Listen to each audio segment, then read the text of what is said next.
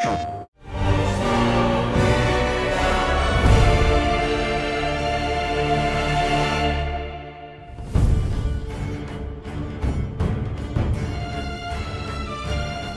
of War has always benefited from the beauty, the depth of the lore and the myth that it is based on. And now you guys, I don't want to say you reset everything, but you kind of have this whole new palette to paint with, right? Because you're in a new kind of mythos, a new lore of the world. Yeah, I mean, it's massive too. Like, the weird thing about Norse mythology is it has so many different translations, so many different interpretations, that it's this very tangled web when you start researching it and trying to understand.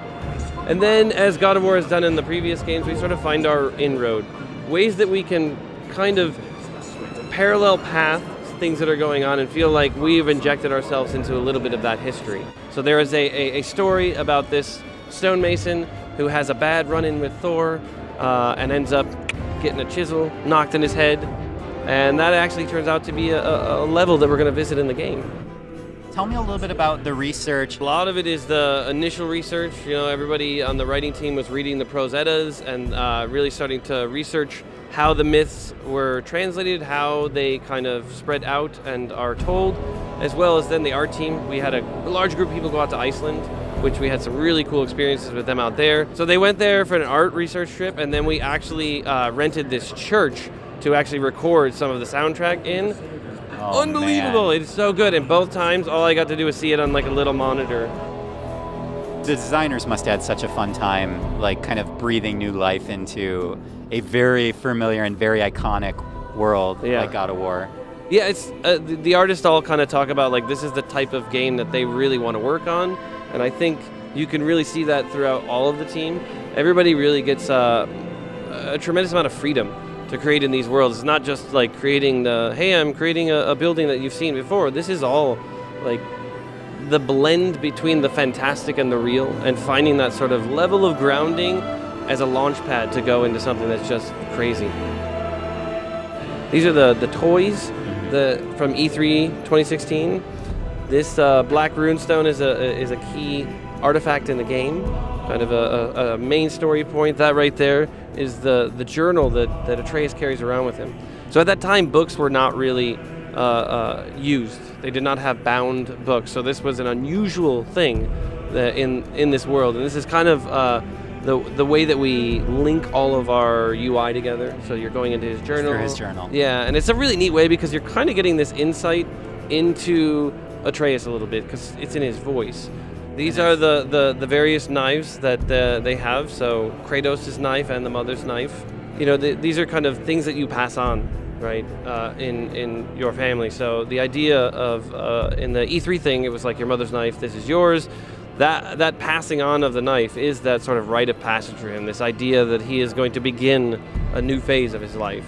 Every single part of this world has a story. Every single part of this world connects to sort of the core theme of family and fathers and sons and mothers and sons. Like everything all connects to it. Brock and Sindri have a complicated family relationship that you affect, that you change, right? And they're the guys who are just like upgrading your equipment. And you know, like I wanted to make sure that there wasn't anything about this game that didn't feel like it was just rich with the lore. Is the father-son relationship just completely central to this experience, would you say? That was the core building block, right? Like that's where all of this began.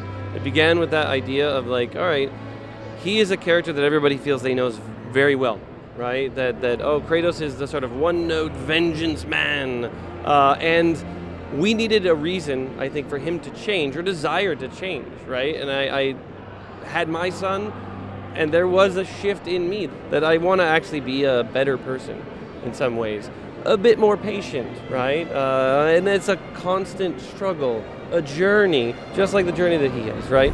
The early years of Atreus and Kratos' relationship, when his mother was alive, you know, she spent most of the time potentially with this figure here. This figure is the mother, and you know, and again, lazily as a writer, I'm pulling so much from my own life. Is that, you know, I spend a lot of time at work, so my son spends a lot of time with my wife, and you know, in some small way, this is a reflection. Although Kratos really is struggling with figuring out how to relate to his son, right? Because he carries a tremendous amount of baggage being responsible for, spoilers, the death of his previous family. So I think he feels, as any child would, that his dad doesn't like him.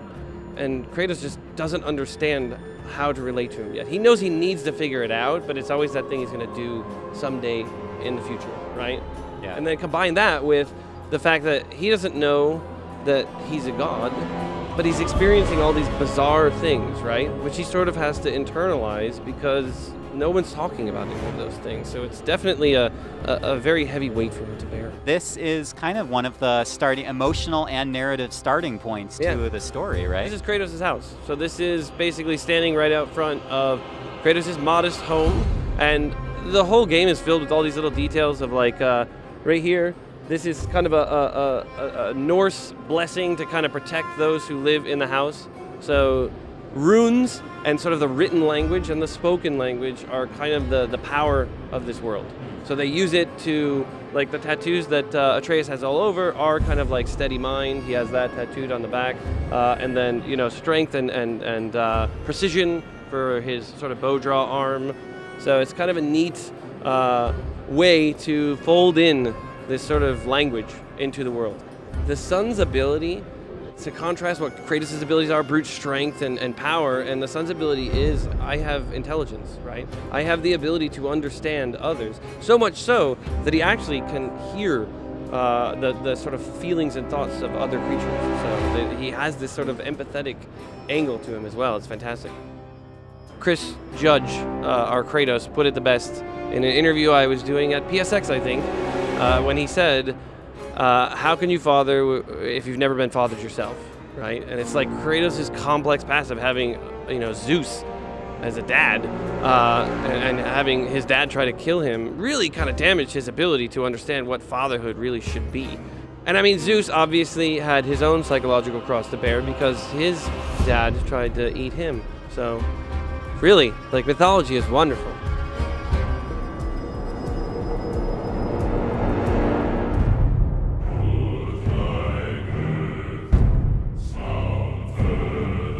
Pre-order and get 3 shield skins for in-game. PlayStation